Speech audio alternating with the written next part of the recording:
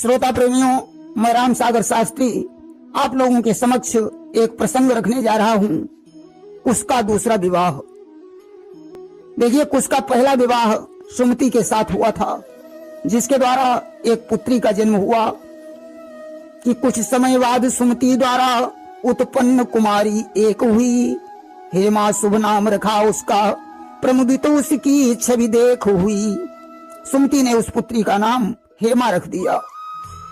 उसकी सुंदरता को देखकर सुमति बड़ी प्रसन्न है। धीरे धीरे कन्या विवाह के योग्य हो गई।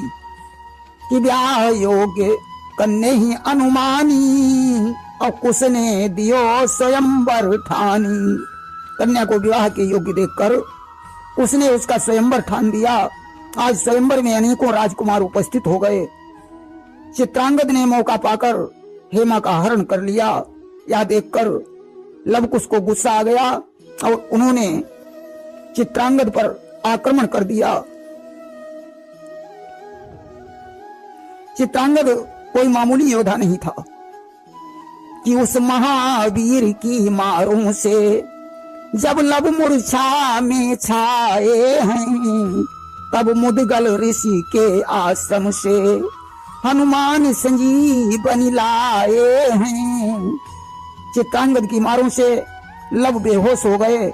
उस समय हनुमान जी मुदगल ऋषि के आश्रम से संजीवनी बूटी ले आए, जिससे लब को चेतना आई। कि संजीवनी पाकर जाग गए। बोले, चित्रांगद कहाँ गया? उस बोले, मैंने मार मार कायर को रण से भगा दिया।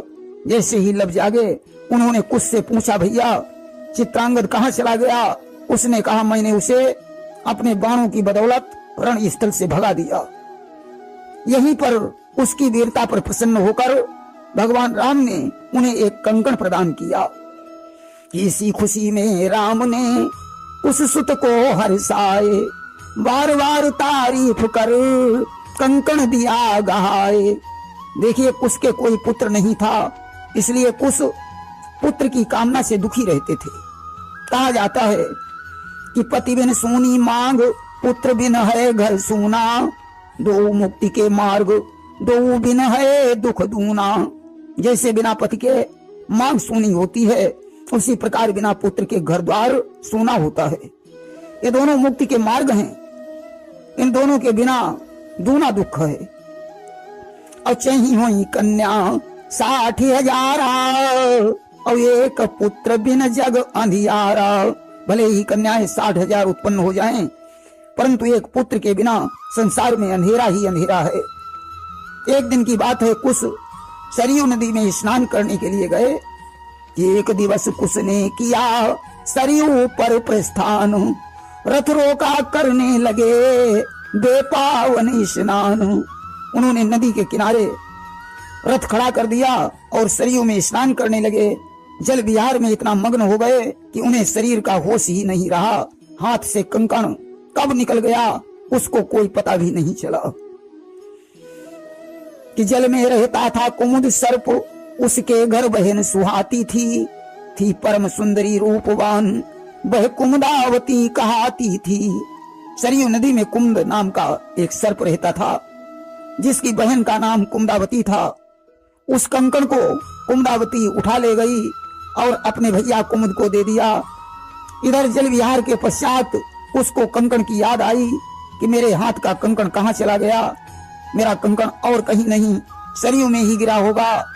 अस्तु सरयू को सुखाने के लिए उसने धनुष पर बाण रखा और संधान करना ही चाहते थे। तभी सरयू उसके सामने प्रकट हो गईं। उन्होंने कुश से याचना की कि महाराज हमारा दोष नहीं, क्यों नाहक मुझे सुखाओगे? जल जंतु सभी जल जाएंगे, प्रभु पाप महान कमाओगे। हे महाराज, कुश कंकण के गिरने में मेरा कोई दोष नहीं है, जो तुम मुझे सुखाना चाहते हो। मेरे जल में तमामों जल जंतु रहते हैं, वे अग्नि बाण से जलकर मर जाएंगे, बहुत बड़ा पाप होगा। बाण का संधान मत करो। मैं कुमुद सर्प से कहकर आपका कंकण वापस करवा दूंगी। कि मैं कुमुद सर्प से कह करके प्रभु का कंकण दिलवा दूंगी। जो कुमुदावती बहन उसकी, उससे शादी करवा दूंगी। कंकण के साथ मैं तुम्हारा विवाह कुमुदावती से करवा दूंगी।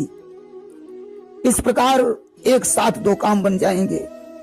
उसके बाद समझ में आ गई, बाण निकालकर तरकस में रख लिया। उधर सरयू ने कुमुद के पास जाकर कहा, हे नागराज, तुम्हें मालूम होना चाहिए कि तुम्हारी बहन कुमुदावती विवाह की योग्य हो गई है। आज मौके का फायदा उठाओ, वर की तलाश भी नहीं करनी पड़ेगी और विवाह भी हो जाएगा। कुमुद ने कहा, वो कैसे? सरयू ने कहा, सुनो कि रघुनाथ पुत्र उससे इसका नाता रखना बेहतर होगा। जोड़ी भी परम मनोहर है, अपना संबंध मधुर होगा। आज राम के पुत्र कुश आए हुए हैं, जिनका कंकण तुम्हारे पास है। ऐसा करो, उसके साथ कुमुदावती का विवाह कर दो और दहेज भी नहीं देना पड़ेगा। दहेज की नहीं जरूरत है, कंकण ही वापस कर देना। कह देना, क्षमा करो राजन, चरणों पर मस्तक धर देना। दहेज में कुश का कंकण वापस करके उनके चरणों पर मस्तक रखकर क्षमा मांग लेना, अन्यथा अग्निबाण से सब कुछ समाप्त हो जाएगा। कुमुद के बात समझ में आ गई। कुमुद सर्प को हो गई यह सलाह स्वीकार। कुमुदावती को बेगी ही उसने किया तैयार। कुमुद ने शीघ्र ही कुमुदावती को तैयार करवा दिया कि सज धज कर जिस दम कुश के ढिंग कुमुदावती नागिन आई है।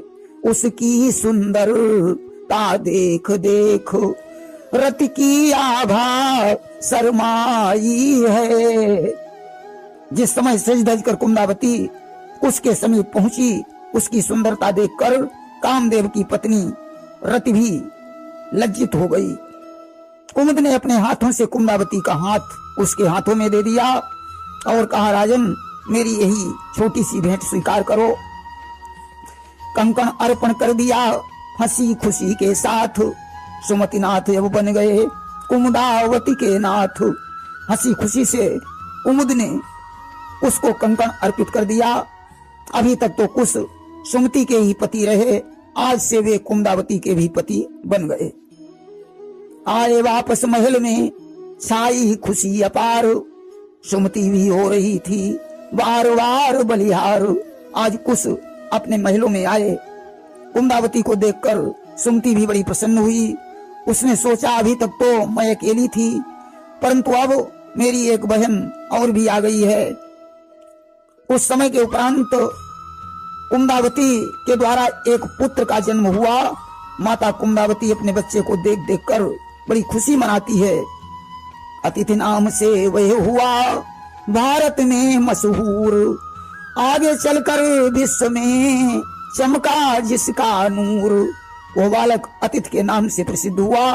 आगे चलकर उसने भारत में अपना नाम रोशन किया। प्रेम से बोलिए वृंदावन बिहारी लाल की जय।